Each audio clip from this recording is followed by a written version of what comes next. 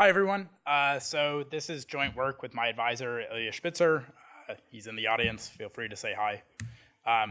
So for the next 20 minutes, I want you to imagine that you're not a machine learning expert or a causal expert or whatever. You're actually an HIV researcher. And you're trying to figure out how to better prescribe treatment plans for patients. And you're working in a rural area where medical care is limited, there's inconsistent access, and so you're trying to combat issues that arise as a result of that. So we call that issue adherence. So whether or not a patient is taking their prescribed medication might be a function of whether or not they can actually get into the clinic, or in addition to that, there's also toxicity effects of drugs. It's kind of HIV, antiretroviral therapies are very similar to what you would think of with chemotherapy, where sometimes you're feeling too sick and you decide not to take your medication, and so you aren't getting the chemical effect of the drug that's designed to treat your condition. So we'd like to develop treatment plans that can kind of maximize the outcome, really minimizing the chance of viral failure, while also keeping the adherence effects to some reference treatment level. So suppose we had some treatment that adherence wasn't an issue, and we could simultaneously keep adherence as not a non-issue and figure out a way to improve your likelihood of avoiding viral failure. And to add an additional layer, we'd like to customize these treatment plans to who you are as a patient. So everybody reacts to drugs differently, and so one drug might work better for you than somebody else. Dosages are going to be different, that sort of thing.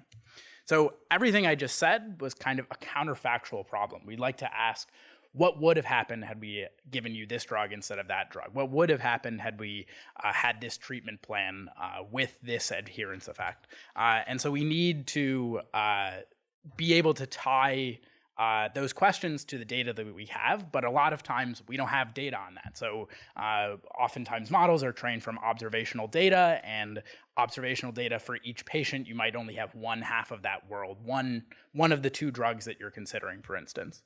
And again, adding an extra layer, if we're trying to pick the best treatment plan, we need to extend.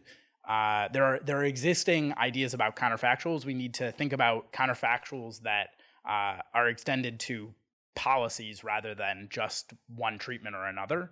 And adding an additional layer to that, we need to think about kind of multi-world interventions where you're, again, setting the adherence effect to some reference level, which is very different from the effect that you're trying to minimize in viral failure. And you'd like to kind of imagine setting one causal pathway to the adherence effect of one drug that you know is a non-issue, and another pathway to a different effect. So it's kind of like you're intervening twice on the same variable. So formally, going to go through some notation. We're going to assume graphical causal models. A graph has a set of variables v. Those are the nodes. Any edge that's directed from A to B, that signifies a cause. A is causing B. Bidirected edge means that there's some unmeasured confounding between A and B. There could be one variable. There could be many common parents. We'll start with the basics. We'll assume directed acyclic graphs. Originally, these were statistical models that basically just encode independences, and then adding a layer to that, we'll assume that we can intervene in this counterfactual way. So a counterfactual, if you're not coming from a causal background, a counterfactual, as I've notated it here, y parentheses little a is just what would the value of y been had we set the variable a to the value little a. So again, in the observational data, there are some patients that are going to have treatment A, treatment B, and we're imagining what would have happened had, possibly contrary to fact, we had reversed that treatment assignment for some patients. And so graphically, you can imagine C is some baseline characteristics, A, which I've replaced with a square node because we're intervening on it, is our treatment, M is our adherence effect, and Y is the outcome. And so you'll see when I intervene on A and set it to little a, all the downstream variables have to be notated as counterfactuals now. So causal DAGs, we're going to assume that for each variable, it's defined what fixing its parents mean, and that's just the response of the variable v if its parents are fixed. For the causal people in the room, these are structural equation models in the Perl model, and so interventions are going to be defined recursively. So when we've intervened on v with some value, that means that all downstream variables also have that value. So kind of as I showed here, say there was no arrow from little a to y, then we would still see the downstream effect of a on m and then y as a function of m intervened on under the intervention of a. So in our example, as I put y and then y is a function of all three variables that are its parents, little a, m of little a and little c, note the recursion, and then c. We could also have a set of outcomes. This generalizes exactly as you would expect. And again, for the kind of Perl school in the room, this is the same as do notation. So I mentioned that there's a long history of counterfactuals in node interventions. There are also counterfactuals for policies. This isn't new to our paper, but it's important to cover what's out there since we build on this. Jin Tian made an algorithm for identifying interventions with policies in 2008. And so the counterfactuals are just a logical generalization of that. So we're going to let W be some set of ancestors of A that they're in the past according to some topological ordering in the graph. And F are going to be functions that map values of W to treatments in A. So some patient, their C is W here, and so for a given patient, you might be interested in setting the function f according to whatever the value of C is, and that's going to spit out a value of A that you're going to prescribe to that patient. The counterfactual notation is again just a logical extension of counterfactual notation just for node interventions. And for our example, we have y as a function of f of c, that's replacing a, m is a function of f of c and c, and then c is unchanged, and so y is a function of all those things.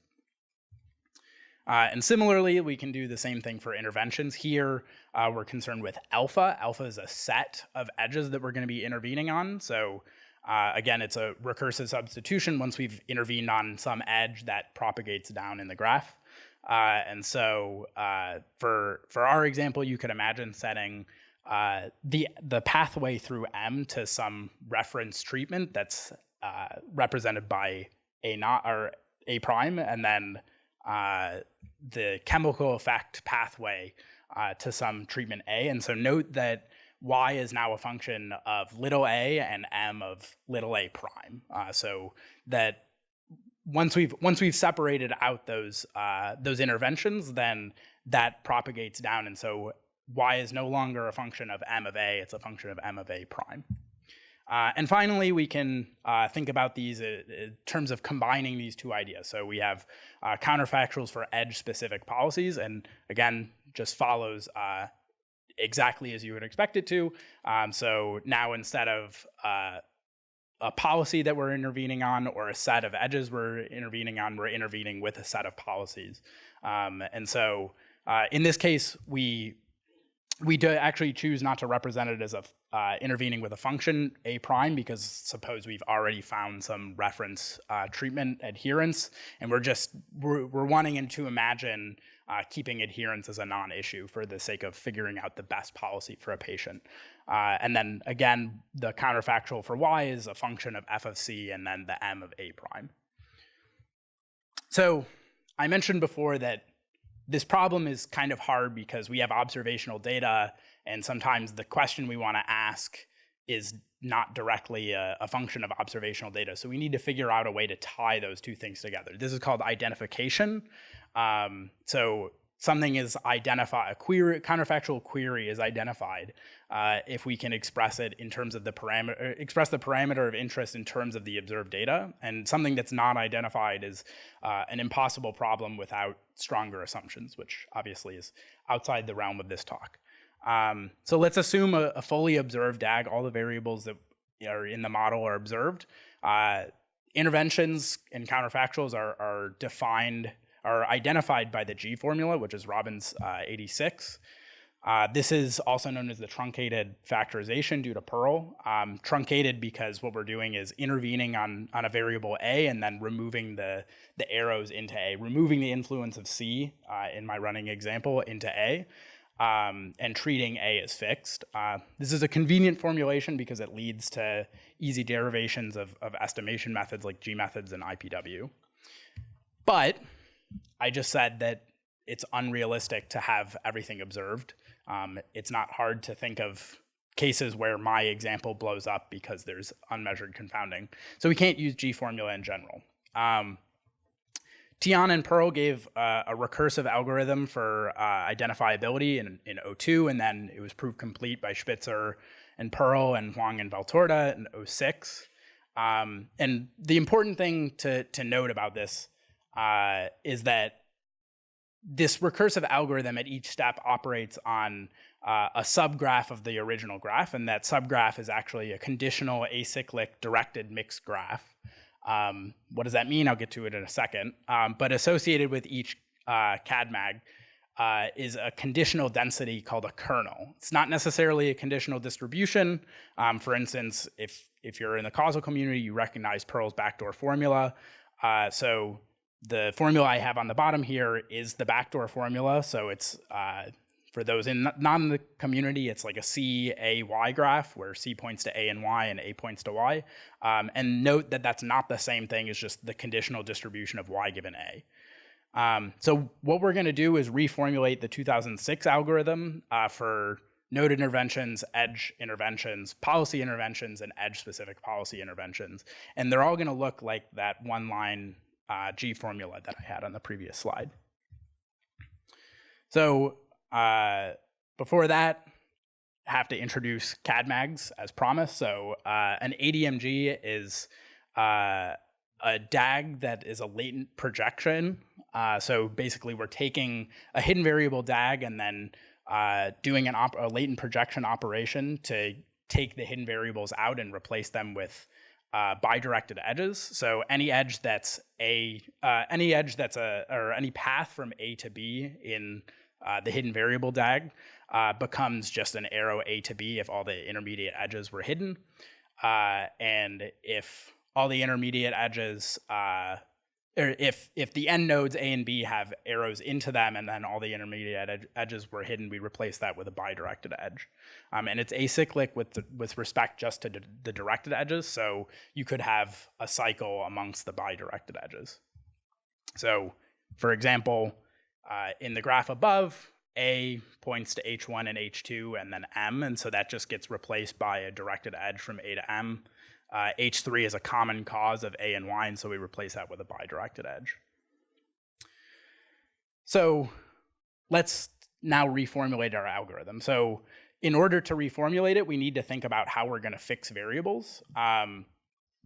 So a variable in our conditional ADMG can be fixed by this operator, which if you want to know more about it, you should go read Richardson et al.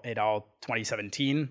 But the gist of it is that when you apply this operator, you get a new graph where the observed node you're fixing moves from the set V of the observed nodes to the fixed variables, and then you get a new kernel. So originally we started with some density, and then that density now has that fixing operation reflected. So a node is fixable